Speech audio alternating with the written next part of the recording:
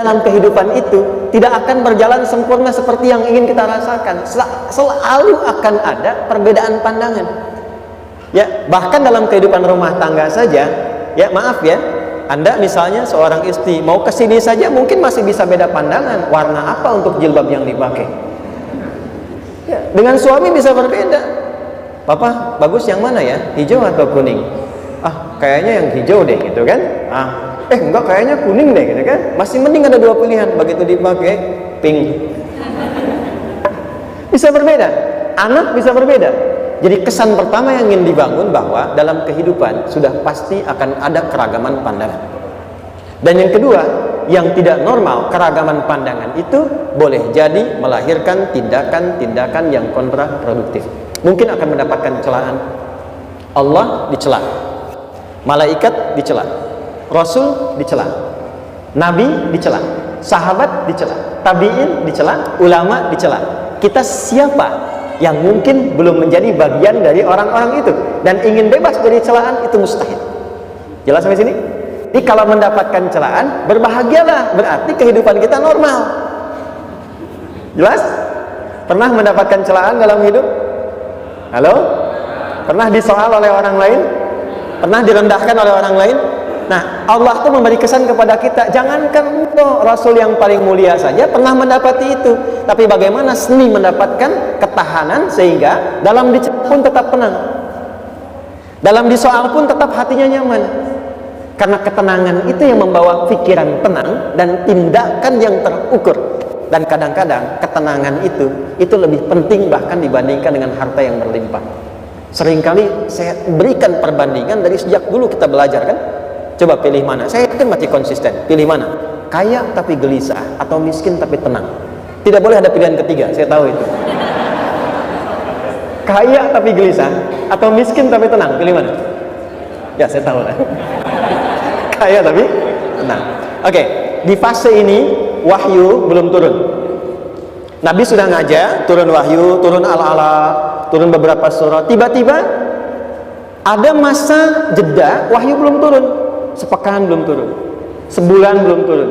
Disitulah muncul seakan ada amunisi bagi orang-orang yang tidak senang dengan Nabi, tidak senang dengan ajakan Nabi pada kebaikan. Ini poin yang kedua. Kalau Anda berbuat baik, pasti ada tantangan. Ingat ya, kalau Anda berbuat baik, apapun itu, pasti ada tantangan yang menguji konsistensi kebaikan itu apakah serius untuk dilakukan atau tidak. Maka mulai muncul tuduhan. Lihatlah Muhammad dari ditinggalkan sama Tuhannya. Tuh Muhammad udah gila tuh, naik turun bukit, naik turun lagi, kayak orang bengong. Muhammad udah ada beban di pundaknya. Jangankan umatnya, Rasulnya saja yang mengklaim Rasul punya masalah katanya, ya kan? Dan ditinggalkan Tuhannya, kok masih mau ikut Muhammad? Maka dalam keadaan itulah kemudian ditunggu, naik turun, turunlah kemudian dua surah sekaligus, surah 93, surah 94, yaitu surah Ad-Duha dan Al-Insyirah.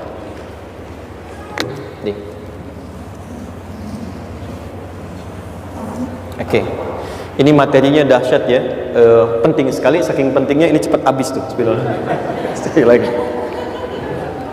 Jazakallah khair. Ya, kelihatan ya. Baik, yuk pelan-pelan.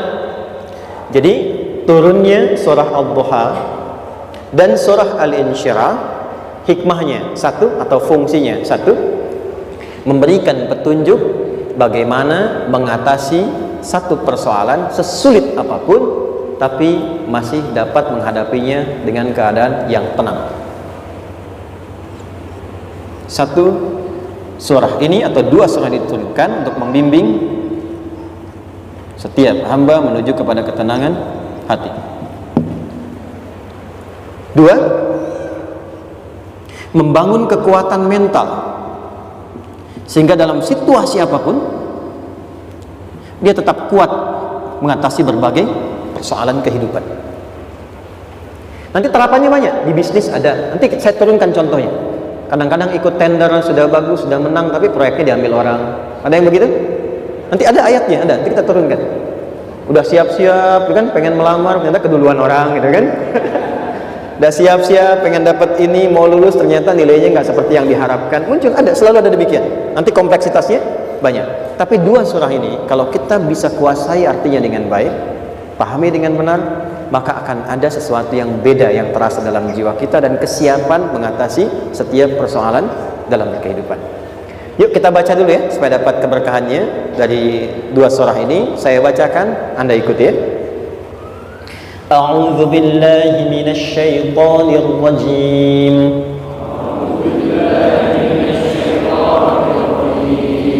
Bismillahirrahmanirrahim.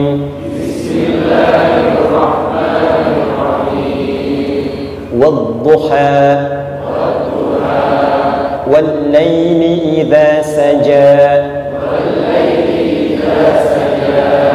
ma wadda'aka rabbuka wa ma qala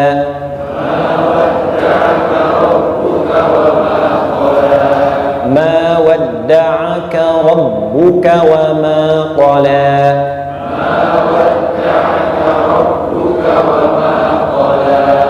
walal akhiratu khairul laka minal ula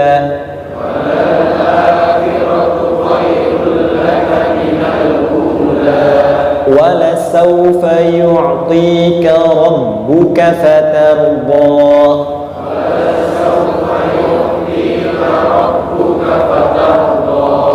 alam yajidka yatiman fa'awa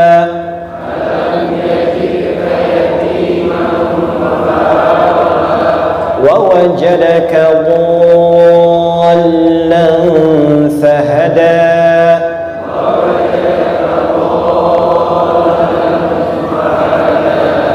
wa wajadaka 'ailan fa'aghna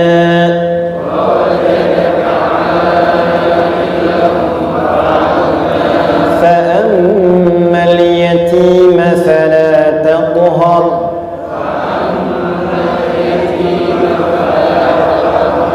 وأما السائل فلا تنهر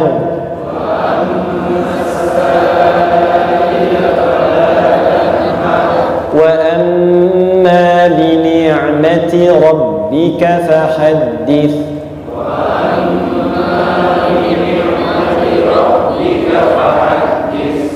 Satu surah dulu, alhamdulillah. Izin saya bacakan tadi untuk diikuti supaya setidaknya kalau kita pulang dan ditanya bagaimana hidupmu engkau jalani, seperti apa engkau berinteraksi dengan Quran yang telah aku turunkan, maka kita pernah menjawab, ya Allah kami pernah bacakan itu. Jangan pernah kita berkehidupan sampai wafat dan tidak pernah berinteraksi dengan Quran walaupun sekedar membacanya. Wadduha, aku bersumpah, setiap huruf waw yang berada di awal kalimat di satu surah itu makna utamanya berarti sumpah ya, qasam, sumpah. Seringkali diartikan demi ya. Wal asri, demi masa. Wal fajri, demi waktu fajar. Wal laili, demi malam. Intinya sumpah. Sebentar, pelan-pelan. Kalau Allah menyampaikan sesuatu kepada kita, yakin tidak? Saya ulang, yakin tidak? Serius? Hah? Kalau yakin, kenapa tidak dilakukan? Ya, itu pertanyaan besar ya. Baik, kalau Allah menyampaikan, Allah tidak bersumpah pun harusnya kita yakin.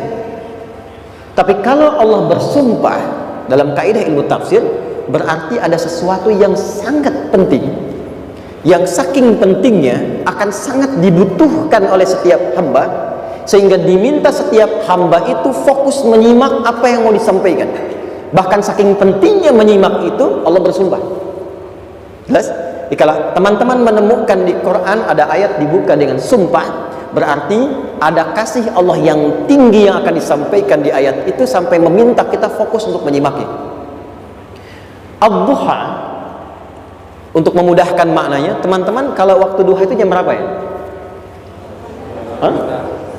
Oke, sebetulnya dimulai sejak matahari itu mulai naik, yang memantulkan ya, atau menyinari cahayanya itu mulai terasa lembut. Ya kalau misalnya kita ambil 1,5 jam setelah subuh. Sekarang subuh 4:30 lah, taruhlah 4:30 ya. 1,5 jam berarti jam 6 kan? Nah itu awal duha tuh. Awal duha sampai ke pertengahan kurang lebih 9:30, jam 10. Akhir duha jam 11 sampai menjelang ke zuhur. Awal duhanya disebut dengan syuruk namanya. Syuruk. Jadi syuruk itu awal duha. Kalau sudah jam 6 ada cahaya matahari ya. Enak nggak ke tubuh kita itu? Nyaman nggak? Jam 8 enak nggak kalau berjemur ya? Jam 9 enak ya? Nah, ini kata kiasan dalam bahasa Arab. Kalau kita merasakan sesuatu yang enak, nyaman, memberikan manfaat yang banyak, itu orang Arab sering memberikan kiasan dengan waktu-waktu tertentu, diantaranya duha. Jadi kalau kita menemukan kalimat duha, jangan langsung diartikan ke waktu duhanya. Boleh jadi yang diinginkan adalah makna di balik itu, yaitu semua kenikmatan dan kenyamanan yang didapatkan. Cara mengartikan ini, wadduha, aku bersumpah kata Allah, ya Muhammad, demi semua kenikmatan yang kau rasakan dalam hidup, seperti engkau merasakan kenikmatan cahaya duha itu. Jelas? Wal laili idza saja, dan aku bersumpah al-lail, lail itu apa? Malam. Baik, lail turunannya layali, jamaknya lela, lili, lala, itu malam. Jadi kalau ada ibu lili, ibu malam-malam ya. Lail. Oke. Lail itu malam. Malam gelap nggak? Gelap. Tapi kalau gelapnya gulita, tidak ada cahayanya, gelap betul gitu, gelap ya. Misalnya sedang kita dapati misalnya satu momentum padam lampu, padam semua, dan pas gerhana misalnya gelap sekali. Nah itu bahasa Arabnya disebut dengan saja namanya. Ya, saja. Wal laili idza saja. Dan malam apabila telah gulita, zaman Nabi kan gak ada lampu ya, belum ada PLN ya, dan seterusnya, jadi gelapnya betul-betul gelap. Saya mau tanya sebentar, biasanya kalau situasi gelap itu mudah nggak menemukan benda tertentu? Melangkah mudah atau sulit? Tidak mudah untuk dilakukan kan? Dalam bahasa Arab, kalau kita ingin mengungkapkan satu kegamangan yang luar biasa, sampai kita merasakan gelap dan sulit melangkah, bukan hanya karena nggak ada cahaya, mungkin karena ada pekerjaan tertentu yang menyulitkan, masalah tertentu yang menyulitkan, sehingga merasa seakan-akan kita tuh gelap, makan nggak enak, melangkah susah. Pernah nggak merasakan situasi yang saking beratnya satu beban itu seakan-akan makan nggak mau, melangkahnya berat, ada vertigo, kadang-kadang pusing? Pernah merasakan itu? Itu bahasa Arabnya wal laili idza saja. Perhatikan kalimatnya, ya Muhammad sallallahu alaihi wasallam, aku bersumpah demi semua kebahagiaan dan kenikmatan yang engkau pernah raih, seperti merasakan kenikmatan cahaya duha. Dan mungkin persoalan hidup yang pelik yang membuat engkau merasakan kesulitan, seakan-akan merasa di suasana gelap yang gulita. Ma wadda'aka rabbuka wa ma qala. Tanamkan dalam jiwamu yang paling dalam, aku tidak akan pernah meninggalkanmu. Ada suami pulang dari pekerjaan, mendapati istri sedang termenung dan mengalir air matanya. Tiba-tiba suaminya datang mengatakan, hangat sekali pada istrinya, di sampingnya membelainya dan mengatakan, "Ma, demi semua suka yang pernah kita lalui bersama, dan demi duka yang mengalirkan air matamu saat ini pun, tanamkan dalam hatimu yang paling dalam, Papa akan selalu bersama Mama dalam setiap situasi itu." Kira-kira para ibu merasakan itu bagaimana perasaannya? Masa sih? Tapi itu menarik loh, menarik ya. Jadi kalau teman-teman ngaji surat Yusuf, di surat Yusuf itu laki-laki diilustrasikan dengan matahari, perempuan diilustrasikan dengan rembulan. Ya, inni ra'aitu ahada asyara kaukaba wasyamsa wal qamara ra'aituhum li sajidin. Ayah, aku melihat bulan dan matahari serta 11 gemintang sujud hormat kepadaku. Jadi matahari diartikan itu sebagai laki-laki, suami, ayah. Kenapa disebut matahari? Diilustrasikannya, matahari itu kan menyengat dengan kuat. Kalau kita menjemur, mengeringkan pakaian, melindungi. Tipikal suami itu melindungi. Ada yang ganggu istri, sengat dengan kuat. Ada air mata yang mengalir, hei, keringkan itu sehingga tidak larut air mata mengalir di pipinya. Itu matahari. Sebaliknya rembulan. Rembulan itu kan enak dipandang, bukan bulannya ya. Bukan bulannya. Kalau bulannya kan desainnya nggak sempurna baik terlihat, tapi cahaya rembulannya tampil dengan indah, tampil dengan baik, enak dipandang, menenangkan dan tidak tertukar. Jangan sampai ada istri jadi matahari, suami jadi rembulan. Jelas ya? Dengan kekuatan bulan aku menghukummu, ya kan? Itu salah. Oke. Tahan sampai sini, tahan. Lihat baik-baik. Saya berhenti sampai sini dulu. Kalau di Quran ada ayat menyebutkan, tidak spesifik orang yang disebutkan dan kapan kejadiannya, maka peristiwa itu akan terjadi dan dialami oleh kemungkinan generasi berbeda di setiap masa dengan tokoh berbeda tapi perasaan yang serupa. Sebaliknya, kalau disebutkan namanya, jelas identitasnya, kapan kejadiannya, maka peristiwa itu hanya akan menimpa orang tersebut dan tidak akan dialami lagi orang lain setelahnya. Saya tanya dulu yang akhwat, yang perempuan, kenal Maryam? Kenal, bagus. Kenal di mana? Maryam anaknya Imran, mengandung, melahirkan Isa alaihissalam, Yesus Mesias, tanpa disentuh laki-laki manapun. Dan di Quran identitasnya disebutkan langsung, Maryam binti Imran, wa Maryam ibnata Imran. Ini menunjukkan kesan bahwa yang mengandung dan melahirkan tanpa disentuh laki-laki manapun, itu hanya Maryam anaknya Imran. Ingat ya, mengandung melahirkan tanpa disentuh laki-laki manapun, bukan mengandung melahirkan tanpa suami. Kalau itu banyak dia, ya, mengandung melahirkan tanpa disentuh laki-laki manapun, hanya Maryam binti Imran. Tapi kalau nggak disebutkan siapa orangnya, kapan kejadiannya, tidak detail disebutkan, ini artinya situasi itu akan dialami kembali oleh orang di masa depan dengan generasi yang berbeda tapi substansi yang sama. Pertanyaannya, pernahkah kita mengalami situasi yang sulit sampai seakan merasa gelap? Nah, baik, maka adab yang pertama, jika mengalami situasi seberat apapun dalam berkehidupan, maka dekati Allah Subhanahu wa ta'ala. Ini awalnya, dekati Allah. Apalagi kalau ada yang mengatakan ini nggak mungkin, ini nggak akan terjadi, ini nggak bisa. Kalau sudah ada tanda seperti itu tanda langsung dari Allah supaya Anda diminta langsung mendekat kepada Allah dan tinggalkan semua makhluk, karena Allah hanya akan mengabulkan langsung kepada Anda tanpa perantara siapapun. Itu yang terjadi pada Nabi Zakaria. Ini nggak mungkin, ini mustahil. Maka beliau langsung memohon kepada Allah dan langsung menyebutkan, ya Allah, saya minta darimu saja, tidak dari yang lain. Maka dikabulkan seketika. Jadi yang pertama, jika punya kesulitan sebesar apapun, seberat apapun, cepat dekati Allah. Maka di situ akan dijawab langsung oleh Allah, ma wadda'aka rabbuka wa ma qala. Hambaku, sepanjang engkau mendekat kepadaku, maka yakinkan dalam dirimu, situasi apapun yang kau rasakan, aku tidak akan pernah meninggalkanmu. Sudah? Satu? Paham sampai sini? Oke. Pelan-pelan ya. Saya belum bicara caranya. Saya baru bicara di awal motivasinya. Dekati Allah dulu, nanti caranya didetilkan di surah Al-Insyirah. Teruskan. Ma wadda'aka rabbuka wa ma qala. Walal akhiratu khairul laka minal. Perhatikan. Hei, seberat-berat bebanmu saat ini, ingat, satu saat akan tuntas. Dan ini pun ujian. Kalau sudah meninggal, gak ada ujian lagi. Dan nanti kehidupan yang sekarang, apapun yang kau pertentangkan, perdebatkan, perselisihkan, itu semua akan ditinggalkan. Jadi ternyata Allah mengungkap hakikat kehidupan dunia. Apapun yang diperselisihkan, tuh unik ya, orang berselisih pada yang akan ditinggalkan. Aneh nggak? Ada orang berebut makanan, ya kan? Rebutan sampai berkelahi dan sebagainya. Pada akhirnya makanan yang diperebutkan itu pun akan ditinggalkan. Yang ini meninggal, itu meninggal, jadi memperebutkan sesuatu yang pada akhirnya akan berakhir. Kata Allah, Allah sampaikan, jika Anda mengalami situasi, sesuatu yang mungkin membuat berat, tanamkan pada jiwa kita, hei, yang aku kejar-kejar ini, boleh jadi aku akan tinggalkan juga. Kenapa aku harus menangisi dan larut pada sesuatu yang tidak abadi? Maka Allah hibur kita dengan mengatakan, kamu tenangkan diri dulu.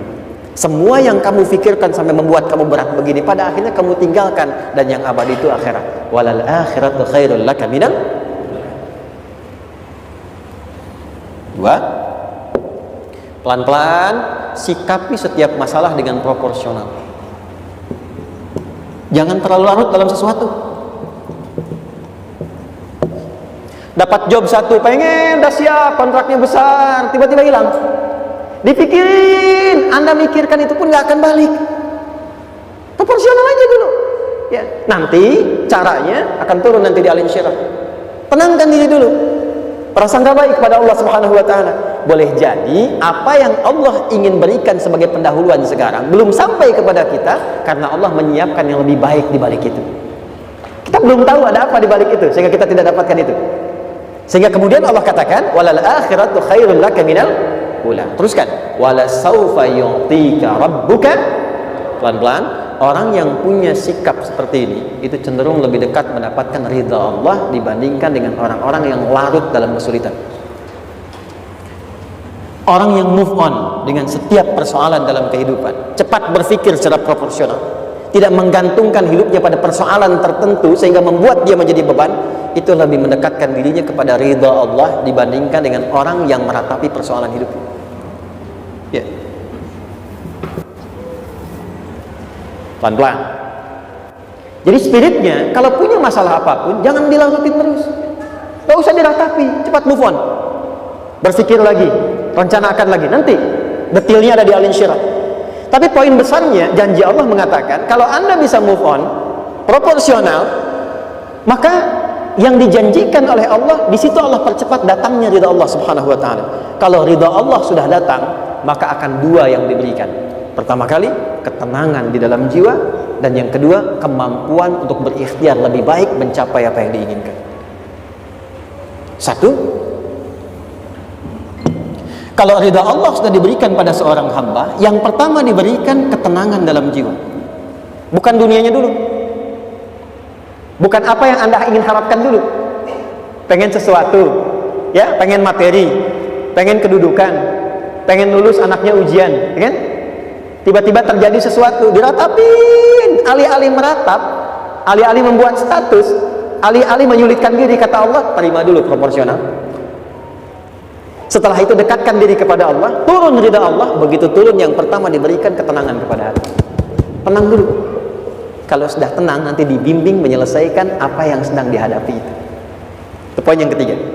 Pelan-pelan. 4. Kita masuk ke detail sekarang. Perhatikan baik-baik. Ini yang paling menarik. Alam yajidka yatiman fa'awa. Muhammad SAW, bukankah dulu engkau yatim, punya banyak masalah? Aku selesaikan juga. Ayahmu meninggal sebelum lahir, ada ibu. Ibu meninggal, ada kakek. Kakek meninggal, ada paman. Ya kan? Ada teman yang menemani Sayyidah Khadijah, teman yang setia, semua kebutuhan tersedia. Artinya apa? Perhatikan baik-baik. Kalau Anda punya masalah sekarang, jangan sampai melupakan yang dulu-dulu pun pernah tuntas Allah selesaikan. Jadi kalau sekarang sedang punya persoalan, jangan sampai satu masalah ini membuat Anda kehilangan harapan dan kehidupan. Sementara Anda sadar dulu pun banyak masalah kok selesai juga. Kenapa dengan yang satu ini kita harus jatuh?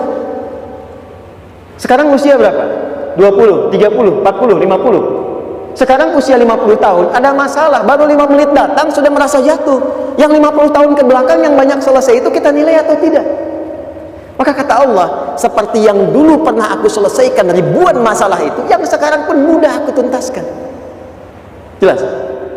Nah, secara psikologi, orang-orang yang selalu bertindak seperti itu akan selalu punya harapan lebih tinggi untuk menyelesaikan persoalannya. Jadi kalau sedang punya masalah, pikirkan yang dulu juga selesai, masa yang sekarang nggak selesai. Itu prinsipnya. Secara psikologis demikian. Jelas ya? Oke. Wa wajadaka dhallan fahada. Muhammad, dulu engkau pernah mengalami melihat masyarakat banyak berbuat yang tidak baik, aku berikan petunjuk. Kuncinya fahada di situ. Orang yang punya motivasi kuat dan keyakinan untuk bisa menyelesaikan persoalannya, maka dia akan lebih cepat mendapatkan petunjuk Allah untuk mendapatkan solusi terbaik. Ada sini. Saya agak cepat ya, mohon izin. Wa wajadaka 'ailan fa'aghna. Bahkan, maaf, bukan sekedar selesai, kalau perlu saya bikin kaya, kata Allah. Aghna itu kalau ilmunya luas. Kalau harta, hartanya banyak. Kalau kedudukan, kedudukannya tinggi. Hei, engkau yang sedang mengejar kedudukan, aku tahan sebentar karena ada yang nggak bagus untukmu di sini. Tapi kalau kamu terima, aku angkat itu lebih daripada apa yang kamu harapkan. Kamu pengennya bintang 2, aku naikkan sampai bintang 4. Kalau perlu 5 sekalian. Hei, kamu yang ingin kampus di sini, aku tahan, bahasa kamu nggak lulus, kamu nangis, kamu mengadu, kamu datang pada orang tua mulai protes, mulai curhat macam-macam. Terima dulu. Mungkin di sini ada yang tidak baik, seperti doa ibumu yang sering memohon, ya Allah, jangan sampai anakku berbuat yang salah, jangan sampai terjebak narkoba, jangan sampai terbawa tawuran. Di sini ada yang kurang tepat untukmu. Kalau kamu ridha, kamu terima, kamu proporsional, bahkan aku pindahkan ke kampus yang lebih baik yang tidak kamu bayangkan sebelumnya. Di orang-orang yang selalu menerima apa yang Allah ujikan dan ridha dengan itu, maka Allah akan angkat derajatnya bahkan melebihi ekspektasi dirinya. Paham? Kalau sudah seperti itu, maka lihat ujung ayatnya. Lihat ujung ayatnya. Fa ammal yatima fala taqhar. Hei, maka jangan pelit berbagi kepada orang lain. Share. Kalau sudah sukses, share. Berbagi, bukan hanya materi, bagi ilmunya, ya, bagi kebahagiaannya. Wa ammas sa'ila fala tanhar. Jangan sampai nunggu orang minta. Kalau lihat ada kawan yang butuh, sekarang Anda sukses, tapi boleh jadi kesuksesan Anda itu tangganya dari teman-teman Anda. Kalau sudah teraih ke atas, lihat lagi anak tangganya ke bawah. Ajak teman, jangan ditunggu minta. Ajak, bawa dia, berikan peluang. Jangan sampai dia minta, apalagi Anda bentak-bentak. Aku kan yang dulu bantu kamu. Jangan sampai keluar kata-kata itu. Kamu bisa naik di atas karena aku kan yang dulu bantu kamu. Kamu bisa jadi pemeran utama karena aku yang rekomendasikan, karena aku yang dorong kamu. Bisa. Jangan sampai keluar kata-kata itu, apalagi langsung keluar tidak, ini karena ilmuku saja misalnya. Kalau itu bisa dilakukan dengan baik, lihat ujungnya. Wa amma bi ni'mati rabbika fahaddits. Maka semua nikmat yang dirasakan akan mudah untuk diimplementasikan dan disyukuri. Jadi semua nikmat itu bukan cuma dirasakan. Jadi membagi semua nikmat itu adalah rasa terbaik untuk menikmatinya. Maaf ya, Anda kalau punya makanan, dimakan sendiri. Dengan dibagi sama-sama, kira-kira rasa nyamannya yang pertama atau yang kedua? Kedua. Makan sendiri, enaknya sendiri ya. Tapi ketika ada teman berbagi dan tahu, oh enak ya, nyaman ya, ada kebahagiaan, ada ngobrol, ada tertawa, ada kebersamaan, itulah inti nikmat yang sesungguhnya. Wa amma bi ni'mati rabbika. Ternyata masalah yang diberikan bukan ingin memberikan beban, tapi ujungnya, endingnya, supaya Anda bisa mendapatkan nikmat berkualitas yang bisa dibagi. Lihat surat Ad-Duha itu jangan cuma lihat awalnya, lihat ujungnya. Ternyata ketika seseorang mendapat masalah, seberat apapun, itu bukan ingin membebani, tapi ingin meningkatkan kualitas hidupnya supaya mendapatkan nikmat yang lebih besar dan merasakan nikmatnya itu dengan berbagi. Itu poinnya. Jadi kalau sampai sini kita paham dan kita beri nama misalnya dengan fikih ujian. Jadi kalau desain ujian ini sistematikanya kita pahami, maka tidak ada alasan untuk mengeluhkan persoalan. Jadi melihat masalah itu bukan sebagai beban, pada akhirnya melihatnya sebagai tanda untuk mencapai kebahagiaan. Jelas sampai sini? Baik, kalau sudah seperti ini, ingin punya masalah atau tidak ingin punya masalah? Tidak. Ingat ya, jadi kalau anak pulang bawa masalah, dilihatnya jangan beban. Oh, Allah ingin menaikkan kualitas pada anak saya, yang dengan itu menjadikan ia mendapatkan nikmat yang belum pernah didapati. Kalau rumah tangga sedang ada masalah, jangan banyak diperseterukan, tapi direnungkan sejenak. Oh, Allah ingin meningkatkan kualitas rumah tangga ini sehingga kita bisa mendapatkan nikmat yang tidak pernah didapati sebelumnya. Makanya nikmat berumah tangga itu yang terbesar selalu bertambah ketika menyelesaikan masalah. Silahkan cek. Kalau sedang ada masalah berseteru kan, tapi setelah selesai kan jadi lebih nikmat ya. Ya, lebih senang lagi, lebih cair lagi, lebih bahagia lagi, lebih mendukung lagi. Ternyata ada nilai-nilai kebaikan yang tersimpan yang belum disadari sepenuhnya. Pertanyaannya, kadang-kadang mudah diucapkan tapi tidak mudah mempraktekkan.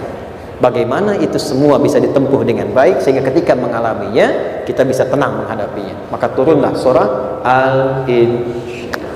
Saya cepat.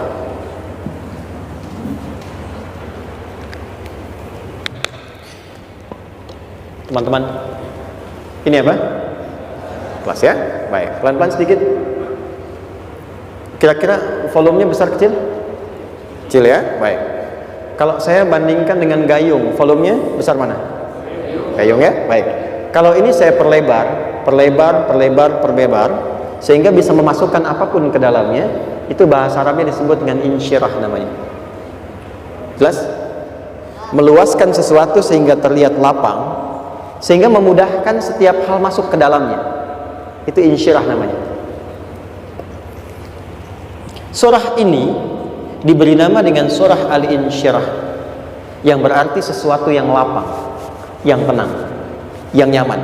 Yang diharapkan dengan keadaan hati yang lapang, nyaman, tenang itu, segala persoalan yang dihadapi dalam kehidupan akan mudah diterima dan tidak berdampak besar dalam menyikapinya. Maka bagaimana kemudian Allah memberikan turunan-turunan petunjuk supaya apa yang diharapkan ini bisa tercapai? Satu, izin mengilustrasikan. Saya kasih cerita sebentar. Ada seorang anak muda, kisah ini sangat viral, hampir setiap kita bisa mendapatinya. Datang kepada seorang kakek tua di sisi danau yang jernih sekali airnya. Dia berkeluh kesah tentang persoalannya. Dia katakan, saya punya masalah begini. Berat sekali terasanya. Kakek itu kemudian permisi, dia hanya membawa 2 genggam garam. Kemudian beliau bawa 1 gelas, ilustrasinya seperti ini. Dimasukkanlah kemudian garam itu ke gelas itu. Lalu diambil 1 gelas air yang jernih tadi dengan garam segenggam. Kata beliau, minum. Pemuda itu mengatakan, wah asin, minum aja dulu. Lalu ketika diminum, langsung ditumpahkan. Dia muntahkan, asin katanya. Lalu setelah itu kakek yang tadi melepaskan segenggam sisanya, dilempar ke danau tadi yang luas. Lalu diambil lagi dengan gelas yang sama. Sekarang minum. Bagaimana rasanya? Segar, enak, nyaman. Itulah hatimu. Kalau hatimu sempit sesempit gelas ini, maka masalah sekecil apapun akan selalu menghadirkan kesulitan seperti engkau menelan garam tadi.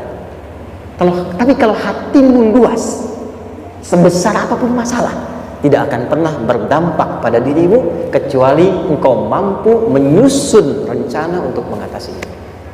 Kelapangan hati yang membuat diri kita mampu menerima persoalan apapun, itu yang disebut dengan insyirah. Makanya dulu tahun 90-an ada sinetron Hati Seluas Samudra, gitu ya. Saya pernah tahu itu. Sama anaknya diapa-apain juga, masih aja ya menerima gitu. Dulu siapa ya? Jeremy Thomas dan lain-lain ya. Saya kira ada itu. Ya, saya kira itu ya. Saya pernah lihat sejenak ya. Saya jarang-jarang nonton gitu. Pernah lihat aja. Saya senang riset. Jadi kalau riset itu ada riset dakwah, ada riset materi. Saya teman-teman yang musik gitu ya. Saya tidak terlalu dekat dengan musik karena saya di Quran gitu. Tapi untuk mengetahui hukum musik itu bagaimana, saya riset. Sampai ke notasi saya tahu. C D E F G A B C G A B C D E F G D E F G A B C D A B C D E F G A F G A B C D E B C D E F G A B C D E gitu kan ya? Ya, tapi kalau diminta piano, gitar, ini saya nggak bisa. Ya, tapi untuk menentukan hukum, nah kita bisa paham gitu. Misalnya boleh nggak baca Quran pakai langgam Jawa gitu kan? Nah, hukumnya apa? Nanti dari teori itu muncul. Ya, paham ya? Nah, oke, balik sini. Perhatikan baik-baik. 1, saya agak cepat. Ini ditafsir langsung turun Al-Insyirah. Yang pertama, alam nashrah laka sadrak wa wada'na anka wizrak alladhi anqadha dhahrak. Tahan sampai sini dulu, 3 ayat. Saya mulai dari ayat kedua dan ketiga. Perhatikan baik-baik. Wa wada'na anka wizrak alladhi anqadha dhahrak. Artinya apa? Artinya satu beban yang diletakkan di pundak yang berpengaruh kepada semua bagian tubuh. Kita pernah melakukan atau melihat yang angkat beban ya? Beban kan semakin berat diangkat, semakin terasa ke bagian-bagian tubuh ya, ke semuanya. Nah, itu namanya wizrak alladzi anqadha dhahrak. Beban yang dipikul yang berat sekali sampai semua merasa. Makanya jadi satu ungkapan dengan mengatakan dia sedang memikul beban yang sangat berat. Sampai kepalanya pusing, tidur nggak nyaman, miring kanan, miring kiri. Itu namanya ya alladzi anqadha dhahrak. 1. Saya percepat, akan ada satu masa dalam hidup setiap hamba merasakan satu persoalan yang seakan-akan beban berat yang dipikul sampai merasa kesulitan dari ujung kepala sampai ujung kaki. Siapapun itu. Jujur ya, setiap kita tanyakan pada diri sendiri. Setiap kita yang ada di sini, saya yakin pasti pernah atau bahkan akan mengalami satu peristiwa yang merasakan beban berat sampai seakan-akan ujung kepala sampai ujung kaki merasakan sakitnya. Ada yang sudah mengalami atau bahkan nanti akan ada yang melalui. Perhatikan baik-baik. Teruskan ayatnya. Wa rafa'na laka. Perhatikan. Kalau ada yang sedang merasakan itu, yakinlah kata Allah, pada saat itu sesungguhnya Allah sedang mengangkat derajatnya dan meningkatkan kualitas hidupnya untuk mencapai sesuatu yang istimewa yang belum pernah diraihnya. Dari sini kita buat persamaan ujian. Tadi kan berbanding lurus dengan harapan, banding lurus dengan solusi nanti pada akhirnya. Fokus. Lulus di sini, insya Allah setiap persoalan akan lebih mudah untuk diatasi. Ujian, seberat apapun yang sedang kita alami, tidak akan pernah diberikan kepada kita oleh Allah, kecuali ternyata hikmahnya untuk mengabulkan harapan-harapan besar yang sebetulnya kita mintakan.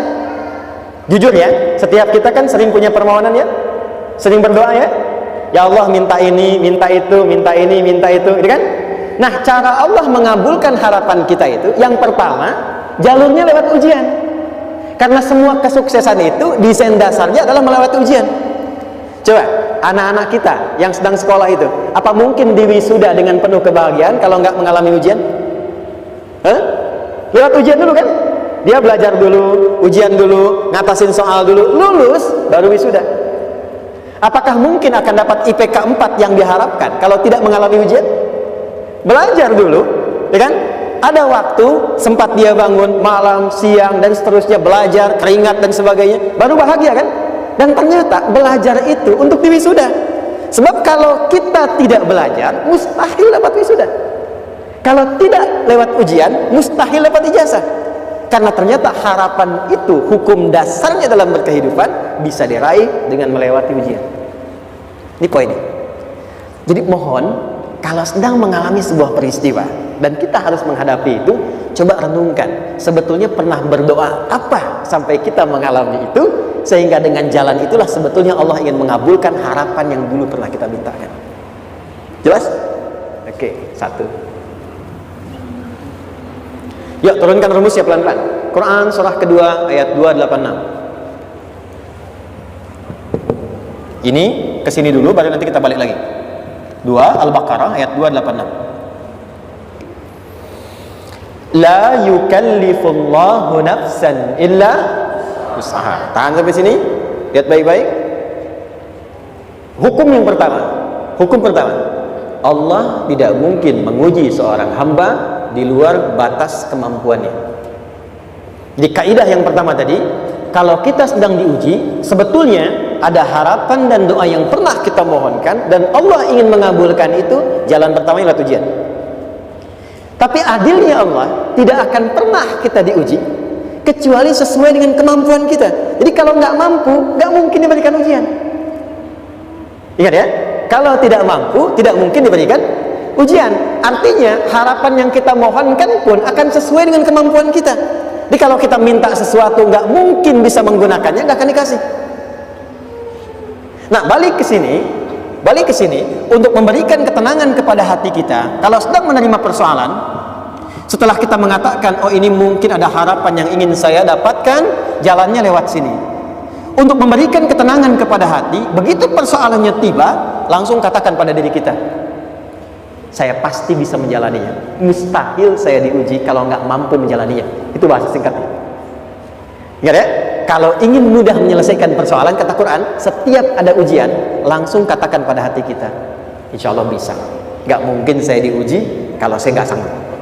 Jelas? Dan tanamkan itu pada hati yang paling dalam. Ini gak mudah. Kalau cuma disimpan di pikiran, jadi beban. Tapi kalau Anda tanamkan dalam hati, seberat apapun masalahnya, pasti saya sanggup, pasti saya bisa. Pernah lihat dulu ada acara 90-an Benteng Hattori? Lagi?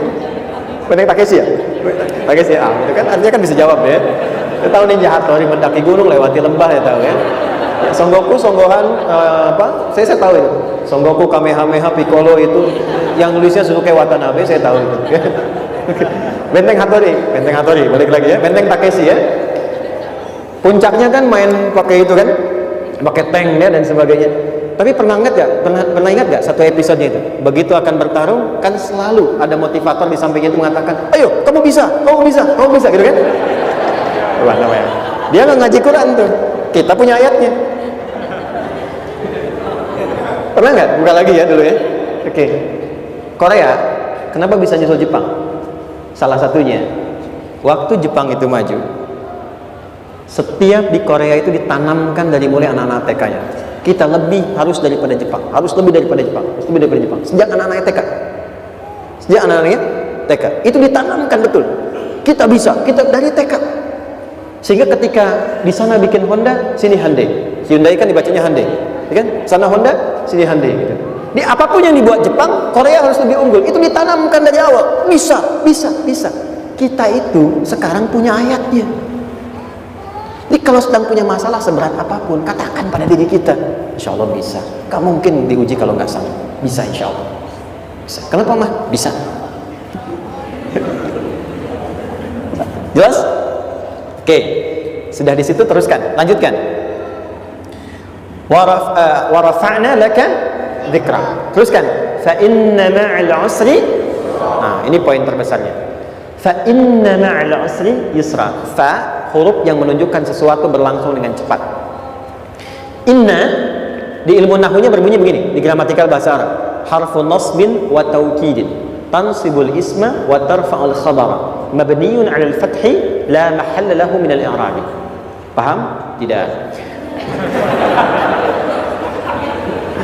Inna huruf yang digunakan untuk menguatkan informasi agar ditancapkan ke dalam hati sekuat-kuatnya dan jangan pernah ragu. Jadi kalau orang Arab itu nancapkan tongkat begini dan kuat, tidak goyah, itu nasab namanya. Nasabar rajul asahu fil ardi. Inna ini harfu nasab. Jadi kalau ada di Quran dibuka informasinya dengan inna, maksudnya begini, hei, tancapkan informasi dalam hatimu dengan kuat, jangan pernah ragu. Yakinkan pada dirimu. Apa yang harus diyakinkan? Ma'al usri yusra. Inna ma'al usri yusra. Usrun sama dengan yusrun. Lari ke sini. Oke. Apa artinya usrun? Sulit. Oke. Sulit itu ada dua. Ada sa'bun, ada usrun. Kalau kesulitan yang relatif, kata si A sulit, si B mudah, itu sa'bun namanya. Contoh, kata si fulan bahasa Jepang susah, padahal kata yang lain tidak. Saya ke Jepang, anak-anak kecil begini bisa bahasa Jepang gitu kan, bagi mereka mudah gitu ya, saking mudahnya gitu, kata shiwa gitu. Anak-anak kecil bagi mereka mudah, bagi kita belum tentu. Itu sa'bun. Inna lughatal yabaniyya sa'bah, relatif. Tapi kalau kesulitan yang sifatnya mutlak, semua orang mengatakan sulit. Maaf, bawa mobil sulit atau mudah? Bukan mengendarai ya, bawa mobil, bawa. Sulit ya? Sulit ya? Baik, sepakat sulit semuanya. Nah, itu dalam bahasa Arab dikenal dengan usrun. Kesulitan yang semua sepakat bahwa itu susah. Sulit, semua sepakat. Dan ketika ada orang bicara, aku sedang punya masalah begini, semua mengatakan, wah itu nggak mudah, itu nggak mudah, itu usrun namanya. Lawannya, kemudahan yang relatif disebut sahlun. Tapi kemudahan yang semua sepakat bahwa itu mudah, itu yusrun namanya. Mengangkat spidol, semua mengatakan mudah, ringan, itu yusrun namanya. Perhatikan, Allah tidak memasangkan sa'bun dengan sahlun, tapi memasangkan usrun dengan yusrun. Orang-orang yang punya keyakinan kuat, setiap persoalan itu akan selesai, dan dia mengatakan pada dirinya, aku bisa melewatinya, maka perhatikan kalimatnya kata Quran, inna ma'al usri yusran. Sesulit apapun masalah yang sedang dia alami, maka Allah akan datangkan solusi semudah-mudahnya yang bisa dia nikmati. Dengan kata lain, kalau kita bawa ke bahasa psikologi, kalau sedang menghadapi persoalan seberat apapun, selain kita mengatakan ini pasti bisa saya lalui, saya insya Allah sanggup mengatasinya, katakan pada diri kita, ini pasti selesai, pasti ada solusinya, pasti mudah. Katakan, walaupun memang solusinya belum datang, tapi tenangkan pada diri kita dengan mengatakan inna ma'al usri yusra. Bahasa psikologinya, katakan pada diri kita, ini pasti selesai, Gak mungkin gak selesai, pasti ada solusinya, pasti mudah. Itu lebih memberikan harapan pada diri kita untuk menuntaskan persoalan dibandingkan dengan meratapinya. Jelas? Teruskan. Fa inna ma'al usri. Kalau masih ragu kata Allah, katakan lagi sekali lagi sampai hati kita merasa nyaman. Jadi kalau sedang punya persoalan seberat apapun, tanamkan pada diri kita, pasti selesai. Belum nampak, insya Allah pasti selesai. Gak mungkin diuji kalau gak ada solusi. Itu lebih memberikan harapan. Setelah itu, fa'idha faraghta, mitigasi masalahnya, mitigasi persoalannya. Tuliskan, ini masalahnya apa? Rumah tangga, apa saja misalnya. Dia ada suami, ada istri, ada anak-anak. Masalah ada di mana? Kadang-kadang menangnya jadi kusut karena satu-satu nggak segera diselesaikan. Maka kata Al-Quran, fa'idha faraghta, satu-satu mitigasi dulu. Satu masalah di sini, lihat di suami, lihat di istri. Kalau pekerjaan, masalahnya apa? Sebelum bercabang kemana-mana, petakan. Apakah rekanannya? Apakah relasinya? Apakah kemampuannya? Apakah manajerialnya? Apakah marketingnya? Mitigasi, kotaki semua, selesaikan satu-satu. Setelah itu, apa yang dilakukan? Wa ila rabbika, tawakal sepenuhnya kepada Allah untuk menentukan hasilnya. Tawakal itu yang paling mahal.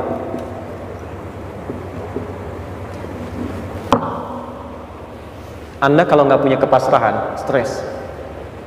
Karena selalu memikirkan apa yang mau dikerjakan dan selalu orientasi pada hasil. Kita punya tawakal. Kalau kita mampu menyerahkan sesuatu, gini. Di sini ada orang yang paling jago misalnya main basket. Ada pertandingan basket. Begitu dibuka, udah tim musyawarah serahkan aja pada si fulan. Kan? Dia yang paling jago, dia. Bukankah dengan menyerahkan itu bukan hanya kita berikan sebuah tugas, ya kan? Tapi dengan itu ada kelapangan tersendiri kan? Yakinlah sukses, ini paling hebat. Pernah ada perasaan gitu? Sekarang, siapa yang paling mampu menguasai? Siapa yang paling hebat menyelesaikan segala hal? Siapa yang punya segalanya? Bukankah Allah?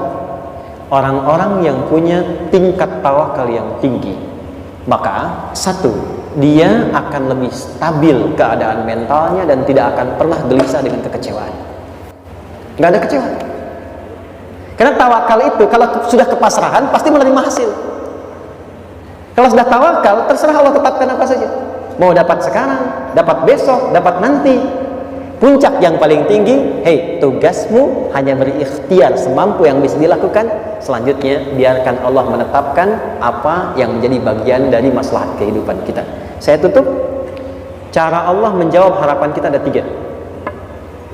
1, memberi langsung apa yang kita mintakan. 2, menunda itu sampai kita siap menerimanya. 3, mengganti apa yang kita inginkan dengan apa yang kita butuhkan. Saya ulang ya. 1, memberi langsung apa yang kita mohonkan. Misal, ya Allah saya ingin A misalnya, anak saya pengen ke ITB. Tapi nggak mungkin tiba-tiba langsung masuk ITB kan?